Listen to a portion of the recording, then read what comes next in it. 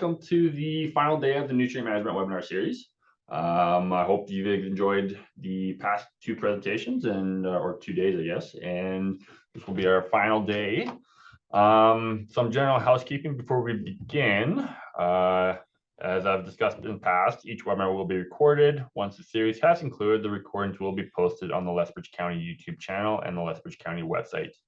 Link to the recordings will be sent out to all participants in case you'd like to review the sessions or were unable to participate in one or more of the presentations. This year, the series is also being presented on Rogers TV here in Lethbridge, which is exciting. Any questions that you have can be typed in the Q&A box located at the bottom of your screen and will be answered once the presentation has been completed. On that note too, if you would like, you can raise your hand and I will open the, I'll toggle it so that you can chat or voice your question if you'd like to do it that way too. So that is open for today. We do have a CEU credit available for this presentation. QR codes will be shown at the end of the session today. All you need is the Certified Crop Advisor app to scan to receive credit for today's presentation. Lastly, the webinar is scheduled for 1 hour today. We will certainly extend it if we need to accommodate questions. So without further ado, I'd like to introduce our panelists for today, Graham Gilchrist, who will discuss Carbon School. Graham is a professional agrologist and serves as the CEO of the Canadian Institute for Biological Carbon, commonly known as Biological Carbon Canada. He brings it to this position 30 years worth of experience serving the needs of rural Alberta and British Columbia. I am struggling today. Woo! Okay. Graham started his carbon journey as an assistant farmer's advocate when in 2007, the office first heard about this carbon contract.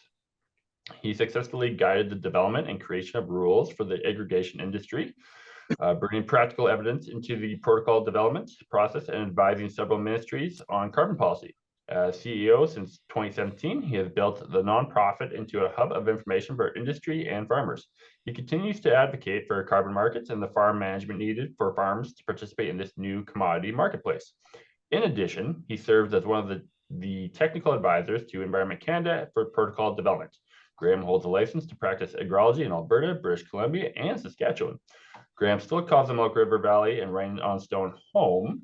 So welcome, Graham. Thank you, Matthew. So, hey, I got to shorten that. Anyway, thank you for everybody online. As we said, please turn your mics on if possible, so I'm not just talking to my own voice. And we certainly talked about if you've got a burning question, raise your hand because then we'll deal with it then. So it's in the context of what I'm talking about. Write your questions down, put them in the chat, and we'll go through them. So thank you very much. Matthew, I will get in to share the screen and get started. And okay, there we go.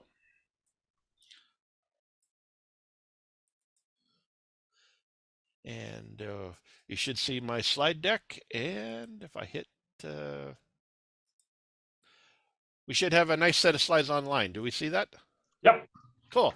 So thank you, everybody, for taking the time. My name's, for those of you with my smiling mug here, Graham Gilchrist is my name. Thank you.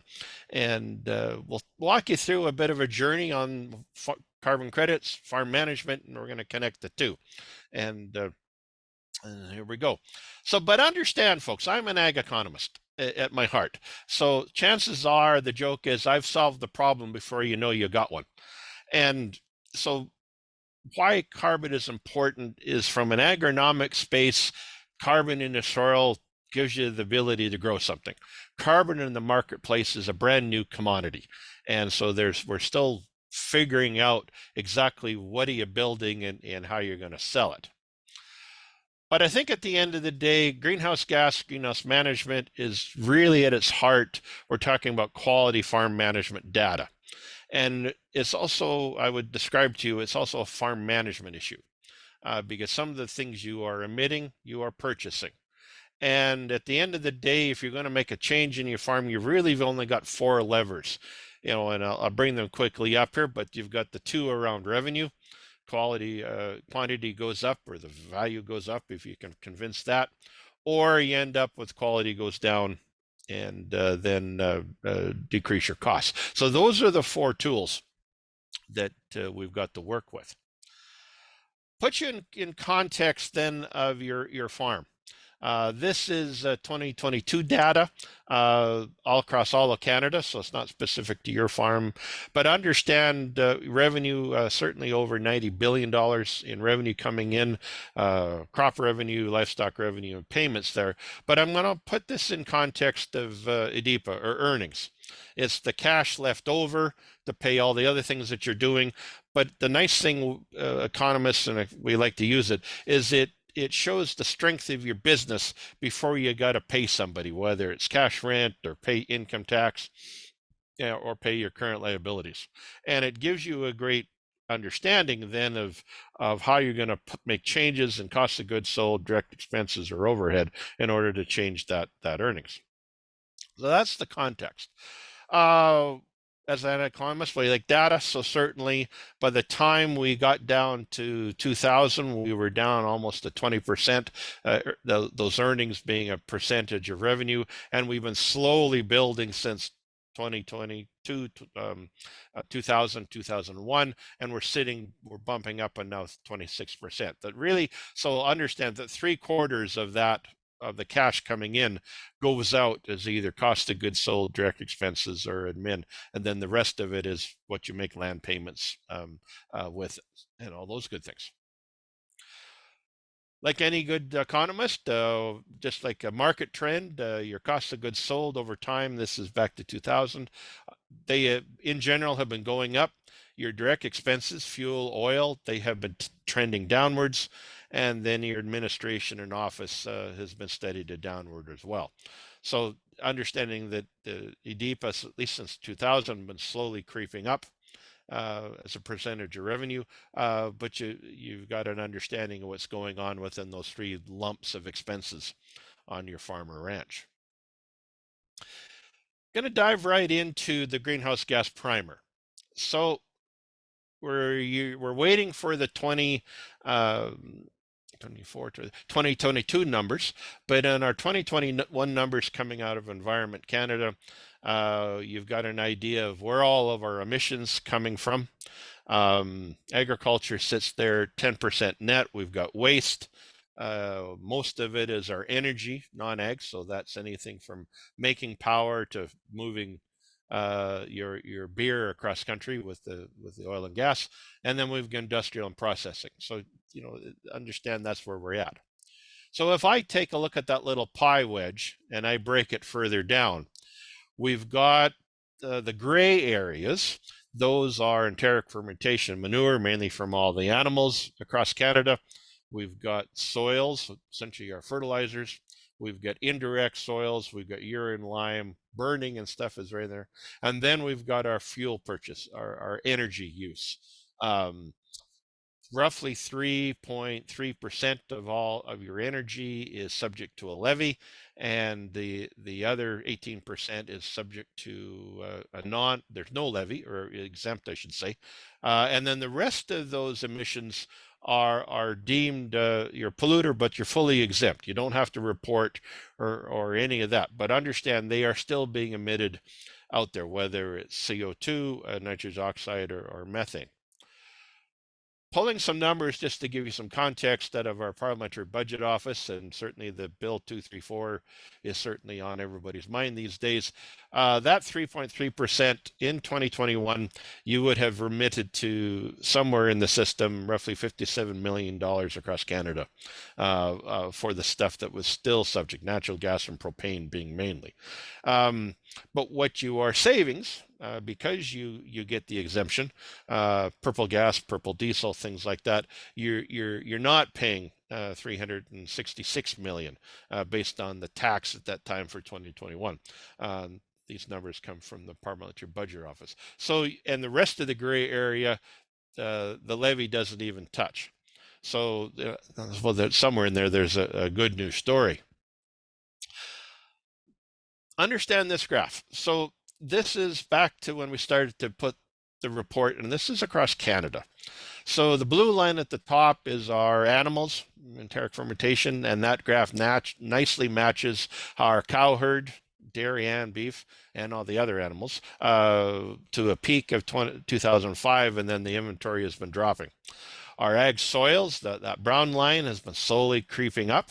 Fertilizer use is certainly going up, being purchased, and so essentially there's an emissions attached to it. Your ag energy, stationary, mobile, purple gas, all of that stuff. There was a blip in 95, but then we've been slowly creeping up since then, and we're up to 15,000 kilotons by the time we looked at 2021, 22. The orange line is manure. It nicely also then matches our inventory. Liming continues to slightly grow in places. And there's some agronomic reasons for pH and things like that. So to address that, the wiggly line is cropland. So what's happening in there, and I'll talk about a bit of that, is we've got acres changes in the data set, not the amount of carbon per acre. It's static within the data set. So all those numbers going up and down are dealing with the number of hectares in this case are going in and out of where Canadians farmed.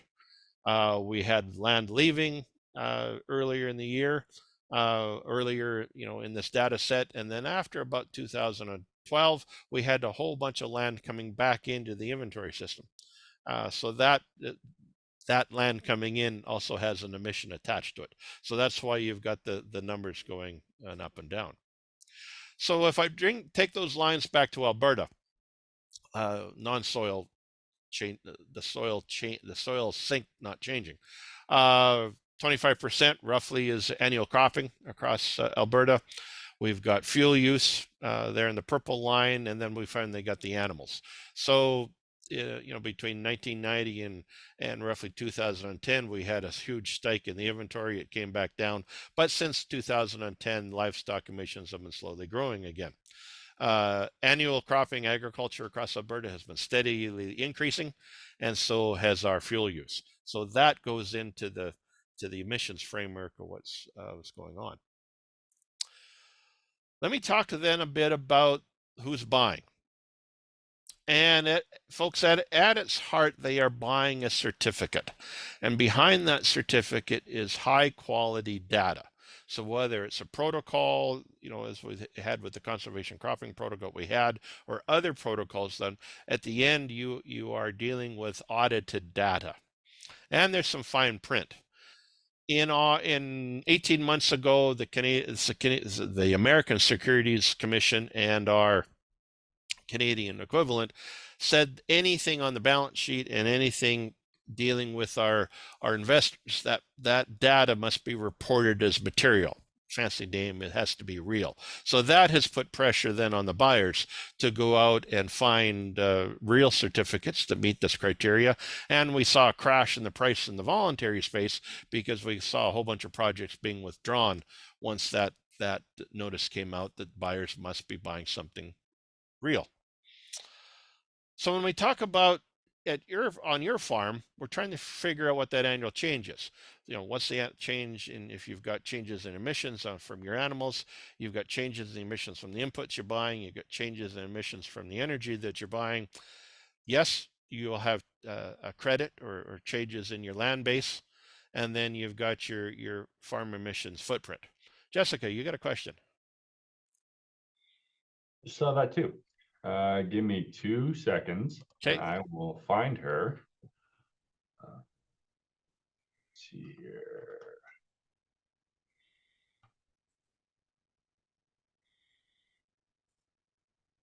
It's just not showing up anywhere. Oh, found it. Okay. Does that work?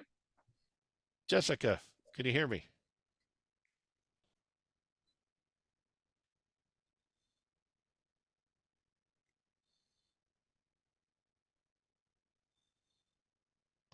I see your mic's open. Okay, Jessica, please type in your question in Q&A and we'll make sure we address it. So thank you. Sorry we weren't able to answer your question live. So, and then behind the certificate, folks, is this change in your footprint. So you're dealing with what your current annual emission framework looks like. You've made a change in your management and it's not dealing with a changing climate. You've got a new emissions framework. You end up with this delta, the change, and then it is haircutted for permanence and being real. And at the end of the day, then there is a credit put into the market. There's a bit of a secret sauce. So you start with what's the scope of the emission, what's in and what's out. You have this new change in the case of conservation cropping as an example. It was the less summer fall, so less diesel use and a small change in the soil sink.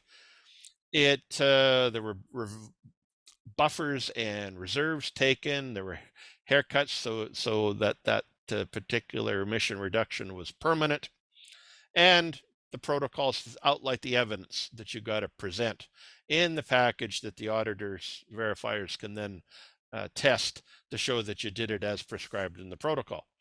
A little bit of math, and you end up with the certificate with a serial number that then you put on a registry. The Canadian CSA right now is the main one in Canada, and people can see all this stuff behind the scenes. And at the end, what serial number do you want to buy? So let's put it in real terms. Now, I spoke a couple weeks ago at the Milk River watershed. So let's put this in context. The difference between a sink and a marketable instrument, and where we start from. So this is a Chernozem in the General Milk Warner sink, and in our rangeland, somebody's done some soil sampling. We've got organic matter in the A and B horizons, adjusted for bulk density, and that sink per hectare is sitting right at about 86 tons. And that all helps then feed the roots and make sure you've got something on the top for you to graze. In the case of our crop land, small changes. We've got less organic matter in the A, we got a little more in our B horizons, a little bit of change in bulk density, but at the end of the day, that sink is sitting at 58 tons. So that starts the discussion of around, and that's the agronomic question that we've been talking about. You keep growing that, and that changes then your ability to either graze it, or you've got a productive capability within the A and B horizons. But when we're talking about market instruments, it is trying to figure out what that annual change is. So some of our in dryland cropping, some of that data suggests, and this is coming out of Environment Canada, across Alberta, that ranges anywhere from 44 kilograms of acre growth on an annual basis to some of our more wetter and blacker soils up to 350 kilograms an acre, changing. And this is before we put the discounts and haircuts in it as well. When we look at native range in large portions of our drier part of the province, that native range would move about 11 kilograms a hectare, or acre, I should say, if you've got good grazing practices there. If you don't, that number is going to be way less. And if we get into some managed forage, that ranges anywhere from 45 to up to 138 kilograms an acre change per year. So that is what then the difference between what you're trying to sell within the market versus what you have as a total sink. So here's a part of what we do with market intelligence to try to give you an understanding of what the markets are. In general, we've got two. We've got a serialized market and we've got a non-serialized number market. We break it further down. We've got a regulated market only in Alberta. The Canadian backstop is just coming into place as the protocols slowly get published. And then we've got a whole series of what we would call the voluntary market. We've got a Canadian equivalent, we've got non-Canadian, we've got non-ISO based discussions in the volunteer space. And then if we move into the non-serialized credit, that market, very distinct markets, talking about green bonds, we've got investing, we've got non-fungible tokens out there, we've got ad space and green advertising. The big one right now we think is market access, whether that be supply or the fancy name is called market insetting. And then we have these environmental goods and services out there. They're non-carbon based and trying to be put in the market. So it's not just one market. Yes, you've got one certificate at the end of the day, but each one of those little markets has their own way of building that 1 ton of either a reduction or avoidance, and then putting it into a particular marketplace. So as I said, at the end of the day, you end up with this certificate. One of the challenges is are you dealing with a movie set in my example, or are you dealing with a real building? So, does that certificate have good backing, and is it a good product? As an ISO based, it is verified. All the parties are third party, and so forth. I should say on the right hand side. On the left hand side, is it just somebody that says, I've got something to sell, trust me? And so there's a distinct difference. And what's happening in the marketplace is, because of this challenge, the buyers not only are giving most of their particularly in the regulated market, you end up with a basis.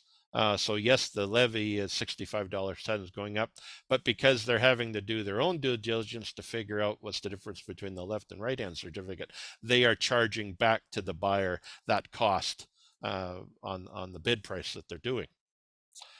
So what's happening in our markets right now? Right now, we've got two, as I said. Alberta's got one.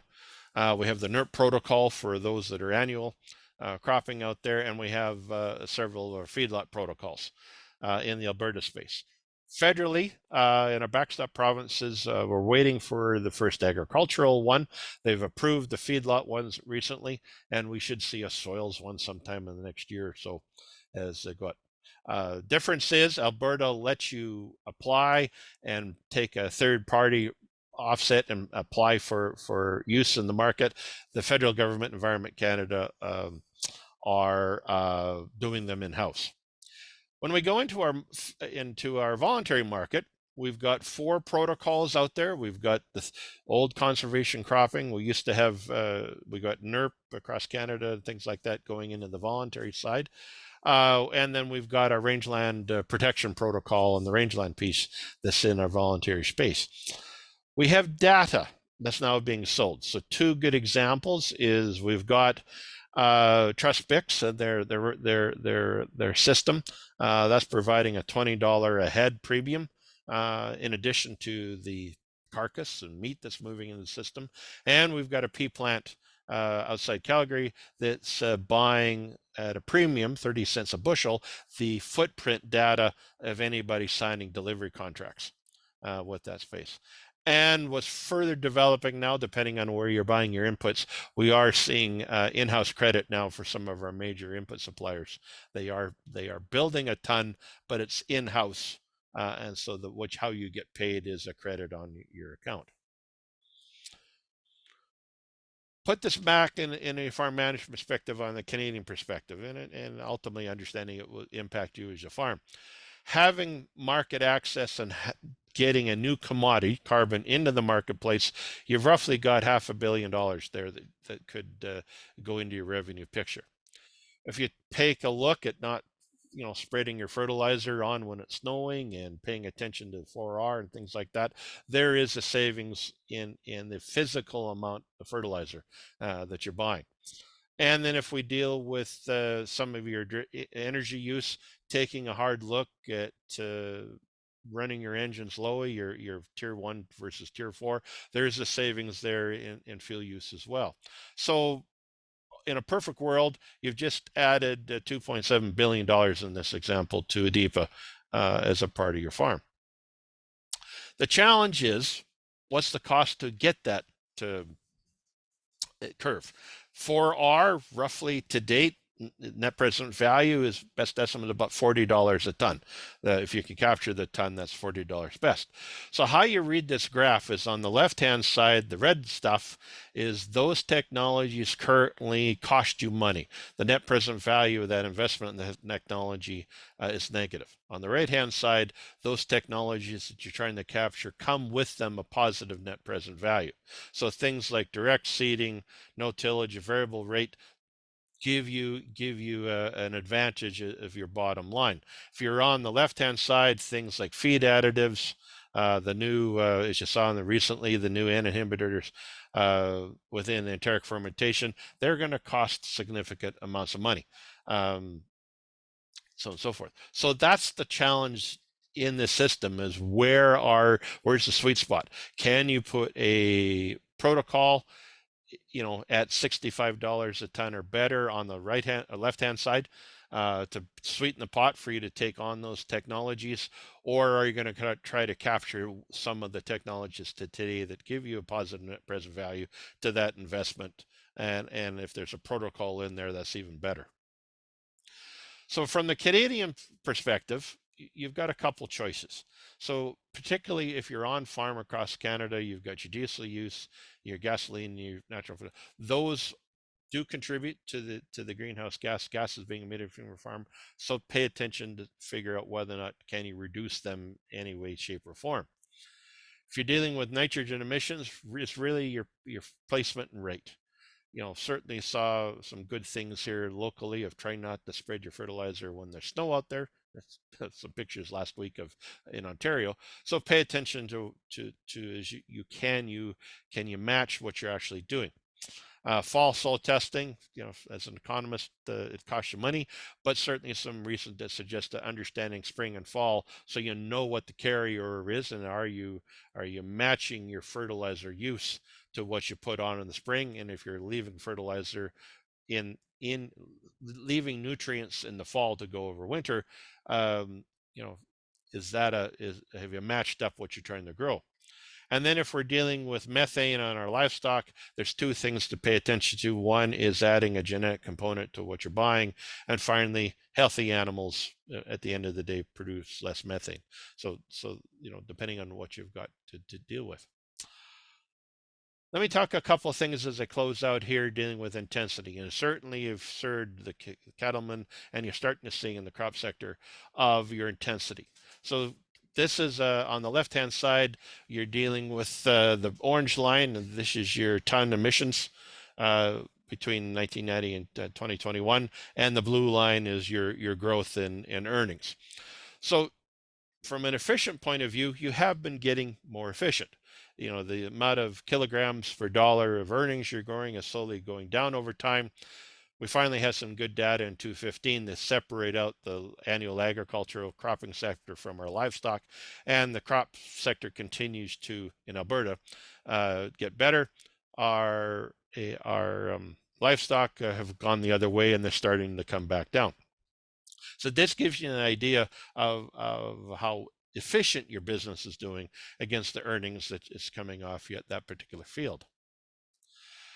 But if I take a look at the smokestack, or I take a look at the business as a whole, and I've used per acre as an example, the emissions are actually rising across the average Alberta farm. You've gone roughly from 385 kilograms per acre up and down. You're now up just underneath 400 kilograms per acre. So there's some changes that have to be made on the gross side, notwithstanding any efficiencies that you get from your farm management. So let me put it in context. If you're dealing with emissions per business, you're dealing with a greenhouse gas and climate change plan. The minute you talk about kilograms of soil, then ultimately you're dealing with a market plan, and it's really understanding, if you're comparing this country with another country, there's reasons why our cattlemen and our livestock are paying attention to the right-hand side. Close out here, a couple of things to pay attention to. You need quality data. So if you are adding to your soil tests, certainly add to them, go deeper, and to be understanding that you're going back the same time of the year.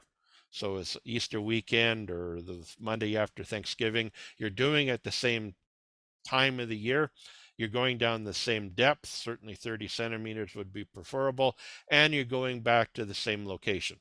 So if you are hiring it done yourself, do add a GPS note, so you're going back to that same place every year, so you're not having the change in soil characteristics over your whole field change what that data looked like. And lastly, a challenge is how can you reduce 40 gigajoules of energy per acre per year? That's roughly a liter of diesel per year. So can you make those changes in reducing your overall footprint? And number two, is there a protocol if you wish to invest in one in order to do that? leave you with this idea, folks. Thank you. You need receipts, you need data, and you need verified data for really to go into the marketplace. Thank you. Logical Carbon Canada is a nonprofit based here in Alberta. We'd love you as members. And if you have any questions, I guess, Matthew, now is the time to fire up the Q&A, and we'll certainly answer them as they come in. Thank you for the time and opportunity to present today. Sure, that was it's a lot of information. So I did see there was one Q&A in the chat box right now. Dale, if you, I could ask her right now too, but if you had another question, just raise your hand and I could throw you on too. Here. Good question, Dale. Why do we never track the CO2 in the cross pasture that goes off to other, once you've produced, Dale, if I understand your question, if you've got the CO2 captured in that grain kernel, why aren't you getting credit for it as it goes off over the horizon in the marketplace? Is that what you're asking?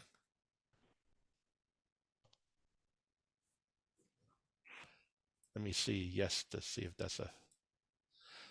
So the answer, Dale, is by condition of the treaty that governs this, by the time that grain kernel goes into the bread, by agreement, you've got to have both sides of the argument.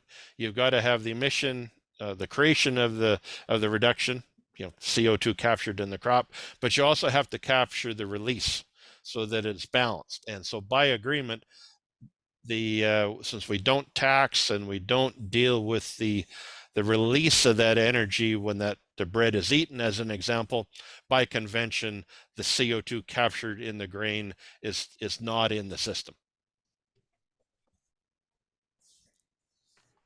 And he did add on there, Graham, at the past the anonymous question. So you're talking, Dale, you're talking in the purposes of the annual change is the CO2 goes in, the CO2 comes up, range breeze. And so at the end of the day, any excess of that goes into the soil and the rooting system, and that's the annual change we're trying to track. If you're bringing in the CO2 into the grain system, and yes, it happens, but for the purposes of the marketplace, since you don't have the corollary of the release in the accounting, by convention, they've left it right out of the system. What's the second question here? Oh.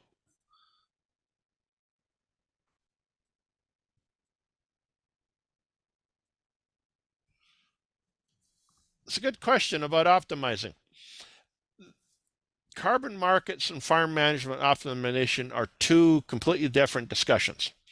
As you grow, as you've got your farm management system that's designed, or your ranch system designed to build capacity in your organic matter and ultimately your tilth and water retention and all those good things, those you will end up capturing ultimately in your revenue system.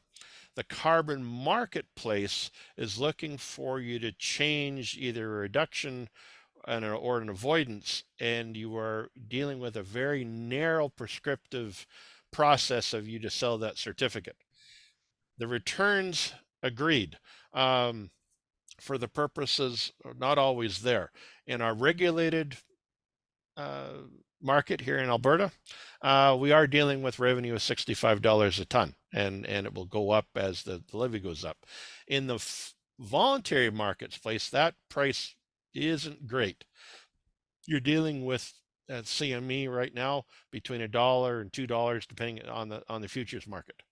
So from a publicly spaced, there's a big difference in price value between a regulated ton and a voluntary ton.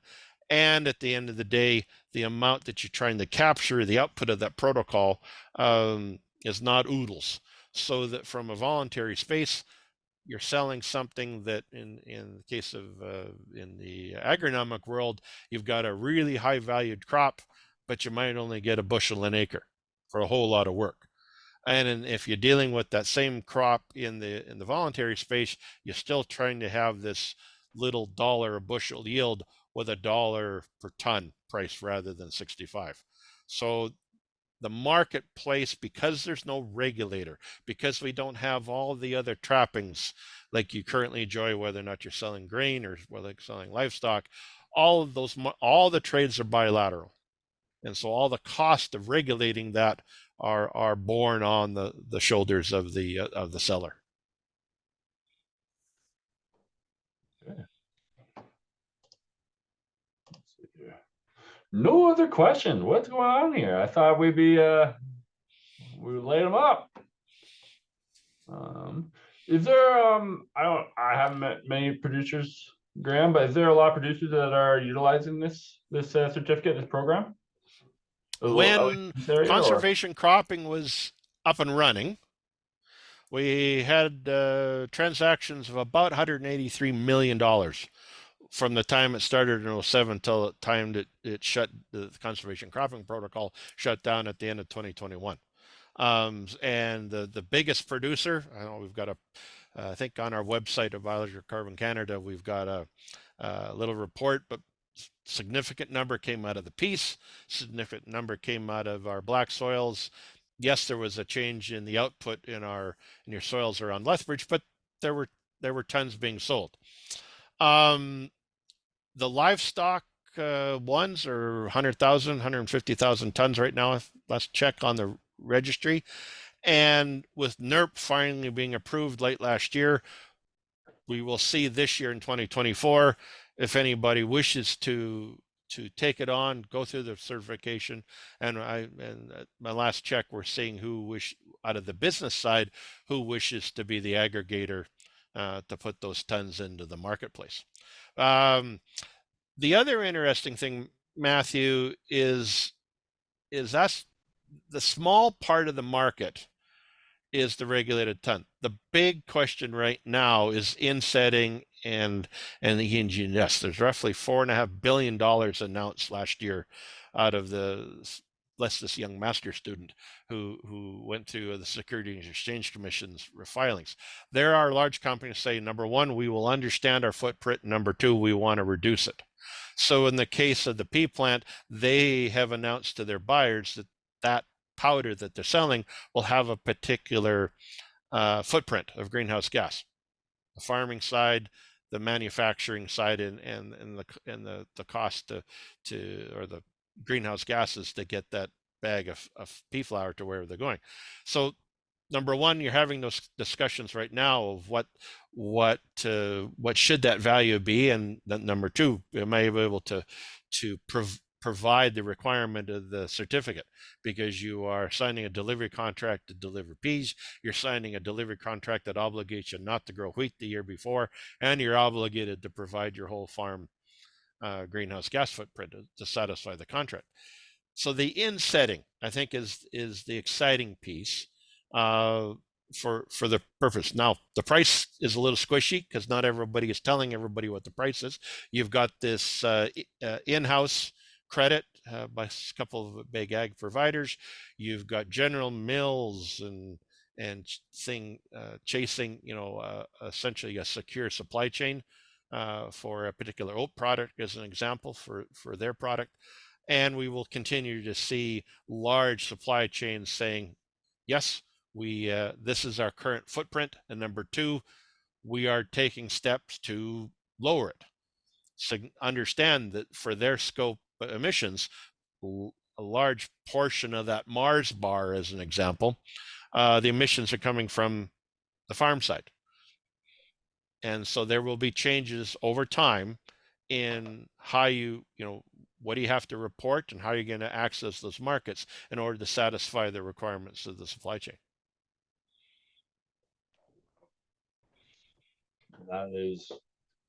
That's a lot. I'm not very knowledgeable in this area, and that's a lot of information. Yeah, it's crazy, huh? And so let me make it further complicated then as you go down. So you've got biodigesters out there for, out of Lacombe, so interacting with our dairy producers. Down in Lethbridge, you've got major potato suppliers talking about the scope of what they're doing. And then, how do you take potatoes that don't go to market, and what do you do with them? We were talking beforehand, you've just north of where you guys are at, you've got several composters. Building a product that's carbon based, but they're taking a product, there is emissions attached to cooking good compost, but there's a biodegradable product. So you may not have the right change in your emission framework, but you are taking something that currently is a waste and putting value on it because somebody actually wants to buy the product. What are the options for growers?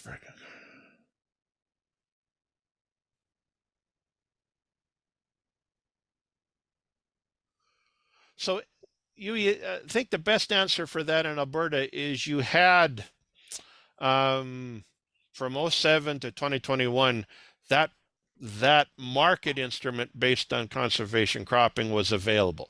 I can't answer whether or not you sold something into it, but we started with some. I think there were 15 aggregators, and by the time we got done towards 2021, there were really two: the Radical and Trimble. Going forward, you have reached what they call market saturation. It is now business as usual, and by convention, business as usual practices don't generate a market instrument.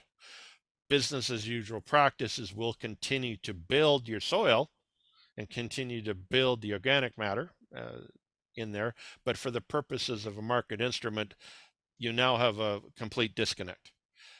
Now, that's in the regulated side and some of our serialized offsets. Conservation practices are being recognized in that in-house credit and are being recognized in some of our insetting.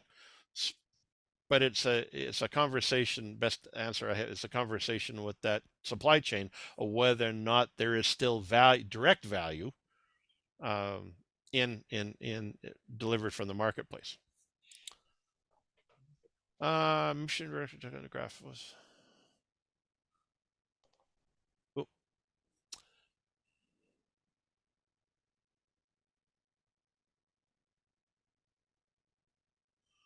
Good question around technology.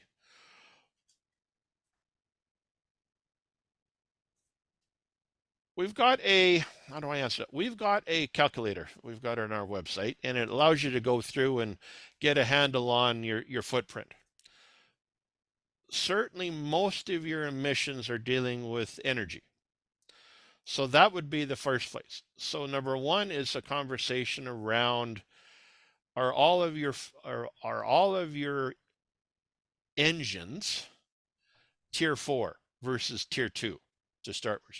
You do have a change in CO2 in there, and number two, the NOx coming out of some of those old engines, you could knock back a bit.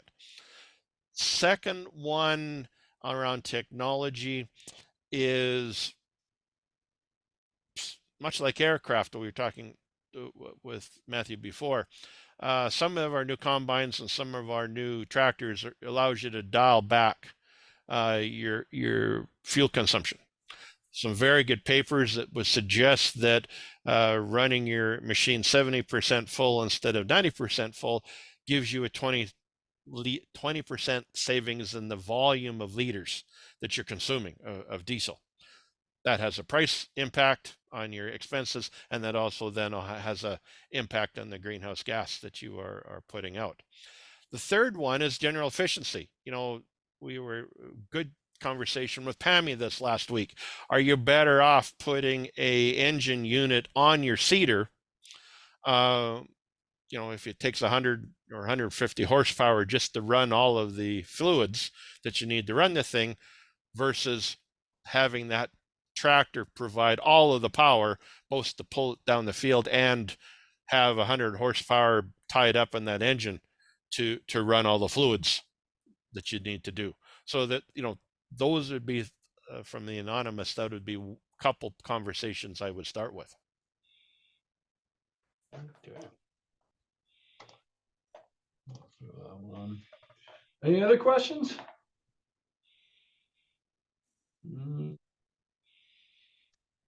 Any final thoughts, Graham?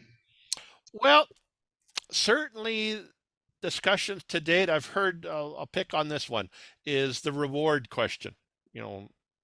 And there are programs out there. So I'll say that at least a carbon market instrument is not it's a creature in some respects of the government, but it is not a program. This is real buyers talking with real sellers. There are other programs available. Certainly there are programs available to do the soil testing. So if you're not doing it, carry on. The federal and provincial government programs do impact, though, your ability to sell into the carbon market.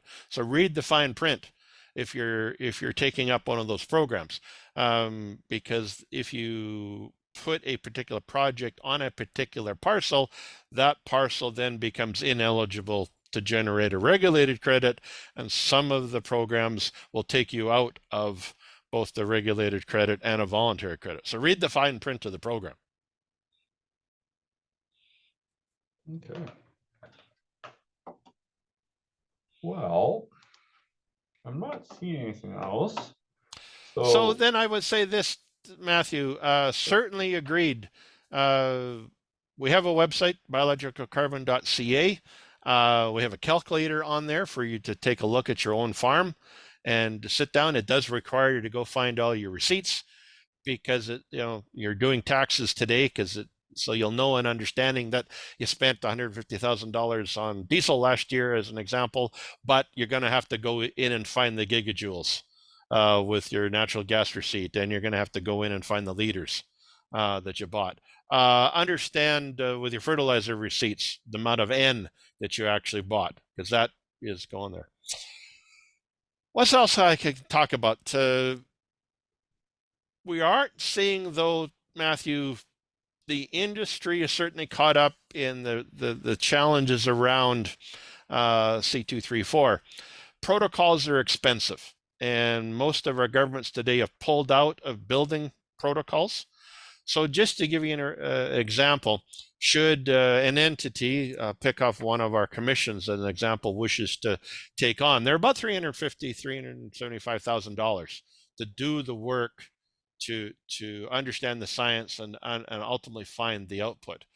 And then based on what we saw with the dairy protocol that didn't go well and the recent grassland retention protocol that's currently in the market, there's about $600,000 you need to spend as a part of that pilot to make sure that the industry has the evidence.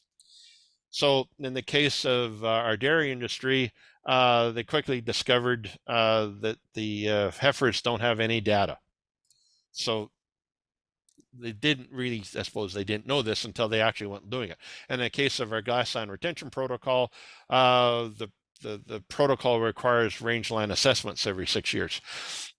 We need more folks doing rangeland assessment to satisfy the needs of the requirement, as an example. So be prepared to having good quality data at the very end of the day, Matthew, I think is what I said. So if you're making a claim that my farm is getting better with organic matter, you need to go soil samples. You need regular soil samples and GPS reference. So if anybody would a verifier would come out, at worst, they're taking a soil sample right where you took one last time, and there should be a difference. So that's the type of testing that's going on. Okay. How many producers are actually chasing carbon, capturing or tracking it? That's a very good question, Tracy. We are, because of we no longer have the protocol of the conservation cropping, it's really difficult to understand. Right now, for the purposes of buyers, the Alberta market's really the only game in town across Canada.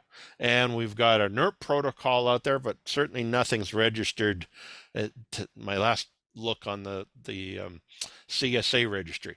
So I'll back up. The CSA has two registries. There is an Alberta registry, so those are the credits being generated for the Alberta compliance market, and there is a voluntary registry for those providing credits into the voluntary workspace. And we are waiting for the federal registry for any projects dealing with a federally regulated protocol. I can't answer well how many producers, though, across Canada or even Alberta, are paying attention to all those other markets. How many are getting into the green bond? They're getting cheap money. How many are selling fungible tokens into the exchange in London from a greenhouse gas project, biodigester, or something here in Alberta, as an example? And depending on what supply chain you are interacting with, there really is no great data whether or not you've signed a contract with XYZ to provide greenhouse gas data, or let alone paying for it, being paid for it, on a supply chain contract.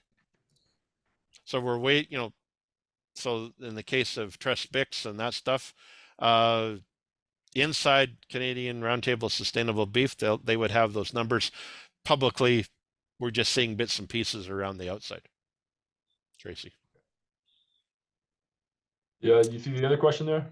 Oh, what's the average value of a farm that could based on an acreage basis? Okay, it is price dependent and it is output dependent. So in the case of a regulated protocol, NERP has a particular output, and if somebody were to sell it, you're dealing with 0.2, 0.3 an acre tons per acre times the $65 price today, and it will change next year to 80 and so forth. So that price will match up. If you are dealing with the federally regulated right now, same price, but we haven't yet seen an output of exactly how many tons an acre that output of the protocol is. On the voluntary space, CME right now, let's deal with the same output. The price ranges from publicly traded futures at $1.50, somewhere in there. But that doesn't mean that our private prices out there, biochar as an example, there was some trading of $200 a ton out of a project in eastern the US. So getting a handle on the voluntary price is difficult on a good day. There is no price reporting, like the Canfax does for beef, and what Alberta canola does for grains. Sorry, anonymous.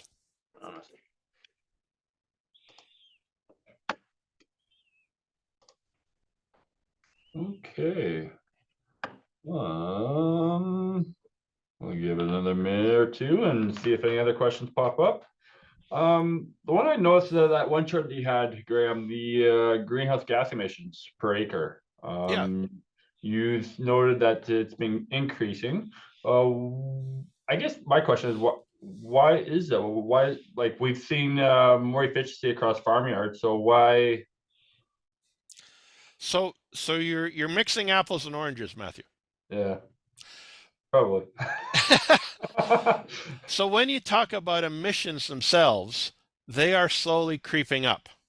So Yeah. that's the top part of the equation. Okay, yeah. The bottom part is where the great debate is.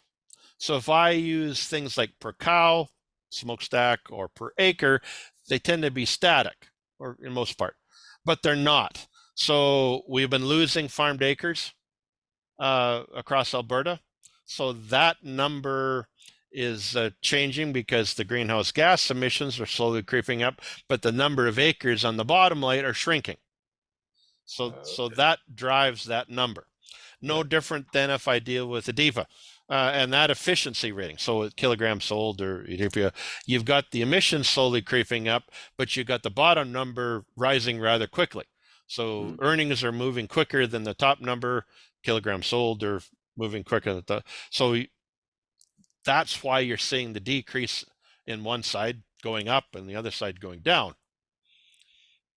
Okay. Okay. And I see there was one other question there. Tracy, what is going to happen with the government of NGOs forcing our hand to get involved?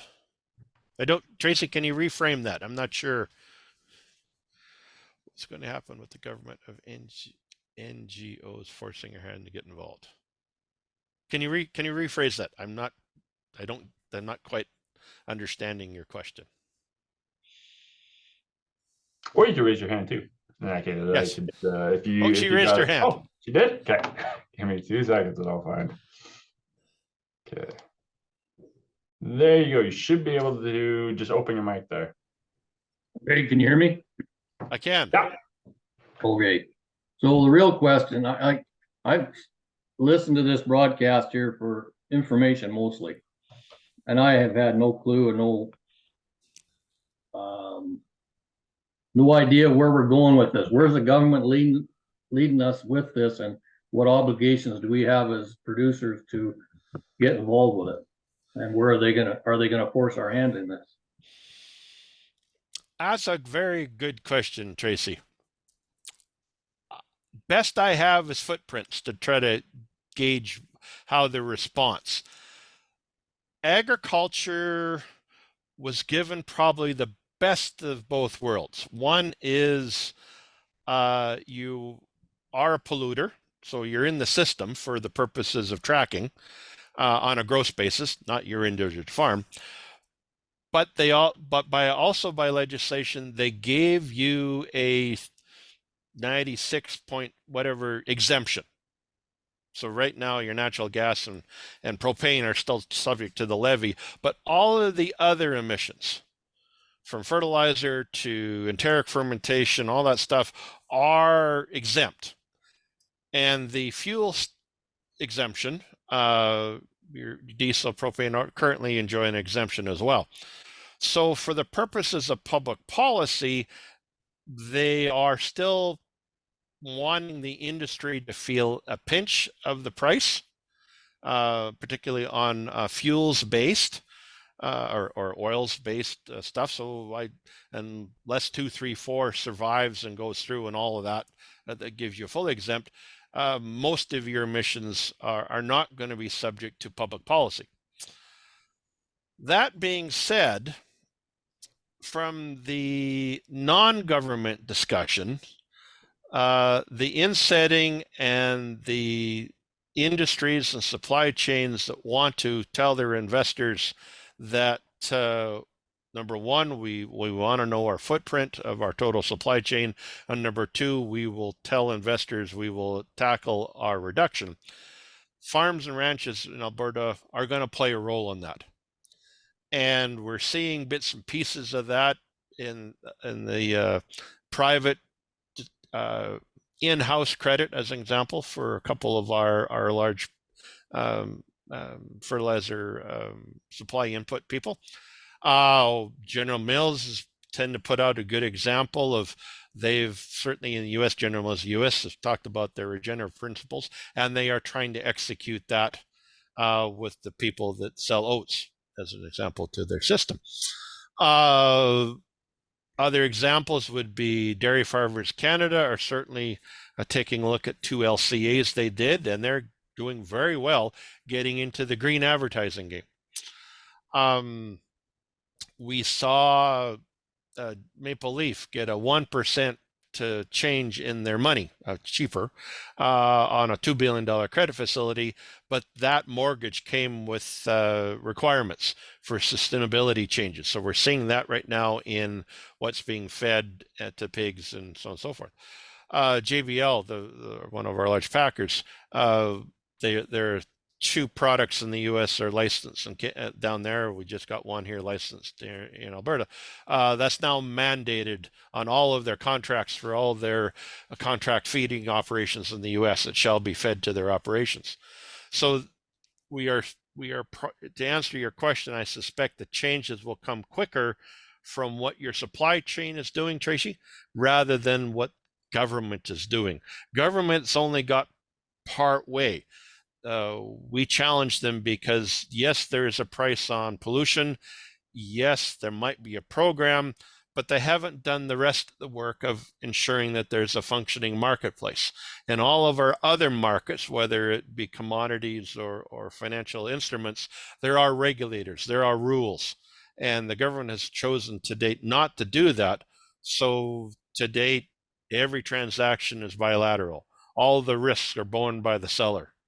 And so there are challenges in scale. The USDA last year finally got to be the regulator in the States. So you will see them scale quicker than Alberta, even though they don't have a regulated price. They're still voluntary. They now have rules on contracts, rules on suppliers, rules on transactions. And we expect the American voluntary market will scale quicker than Canadian voluntary market because Canada doesn't have that regulator. Oh, Okay. Any other questions, Tracy? Before I mute you? no, I'm still here. It's a lot to think about when you're at the bottom end of the totem pole and you're dealing with these big organized corporate businesses. So it gives you lots to think about. So no questions. Thank you for the question, Tracy. Yeah. Okay, if there are no other questions. No other questions? Okay. I'd like to thank everybody that was able to join us today. A special thanks to Graham for taking the time to present to all of us here today. It's the topic on carbon credits it's very big. Even to me, I'm just it is a lot. So I hope we were able to help some people out, and that'll be good. I hope everyone enjoyed the series. A short survey will be sent out to everyone in the next day or two. If you could fill it out, it'd be greatly appreciated as it helps us determine presenters for the next year. I also want to know if the change in time. So this year we changed the time. It used to be at 10 to 11, but now we're 11 to 12. I just want to see if that was better for everyone this year, or if not so much. We'll see where it goes. But anyways, thanks everyone, and we'll see you next time.